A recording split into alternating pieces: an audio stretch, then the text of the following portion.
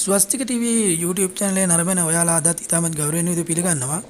දැනට දින 4ක් පුරාවටම දැඩි සුළං සහ දැඩි වර්ෂාපතනයෙන් පීඩා විඳින නුවරඑළිය නගරය ගැන තමයි අද මේ පුවත ඉදිරිපත් කිරීමට බලාපොරොත්තු වෙන්නේ.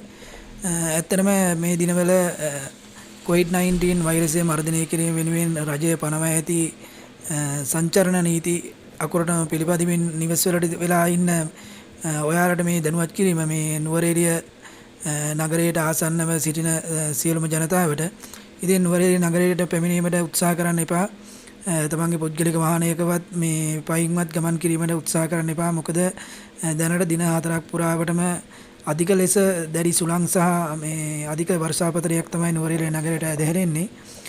ඉතින් නුවරඑළිය නගරයේ තැනින් තැන විශාල ගස් සහ අතු කඩා වැටි විදුලිය පවා වරින් වර විසන්ධි වෙනවා. ඉතින් විදුලි බල මණ්ඩලයේ පවසන ආකාරයට බිඳ වැටීම් 47කට වඩා වැඩි ප්‍රමාණයක් මේ නුවරඑළිය නගරයට ආසන්නව සිදු වෙලා තියෙනවා. ඉතින් ඔවුන් පවසන ආකාරයටත් ඔවුන්ටත් මේ අධික වර්ෂාපතනය නිසා ඒවා පිරිසකර කරගන්නට පවා මේ අපහසු තත්වයක තමයි සිටින්නේ. ඉතින් නුවරඑළිය නගරයට මේ වන විටත් ඉතා දැඩි සුළං සහ වර්ෂාපතනයක් පවතින බව තමයි අපිට මේ නිරීක්ෂණය වුණේ මේ වීඩියෝ ගන්න මොහොතේ. ඉතින් අපි ඔයාලටගෙන් ඉල්ලනවා මේ නුවරඑළිය නගරයට ආසන්නව ඉන්න ඔයාලා හැම දෙනාගෙන්ම ඉතින් ඔබලා පයින් හෝ තමන්ගේ වාහනකින්වත් මේ නුවරඑළිය නගරයට එන්නට උත්සාහ කරන්න එපා. මොකද මේ මොහොත වෙන විටත් අධික ලෙස මේ වර්ෂාපතනය සහ දැඩි සුළං තමයි නුවරඑළිය නගරයට මේ ඇදහැරෙන්නේ.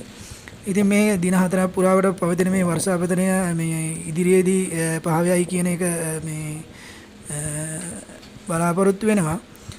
ඉතින් ඔබත් මේ රජය විසින් පනවා තිබෙන සංචරණ නීති අකුරණ පිළිපදිමින් තමන්ගේ පවුල් වල උදවියගේ ආරක්ෂාව මේ ගැන සැලකිලිමත් වෙමින් නිවසේම වී රැඳී සිටින කියලා මේ ඉල්ලනවා.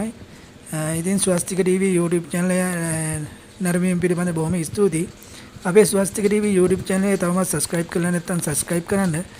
මේ වගේ විශේෂ පුවත් එසැනින්ම ඉදිරිපත් කිරීමට suwasthika TV YouTube channel එක බලාපොරොත්තු වෙනවා.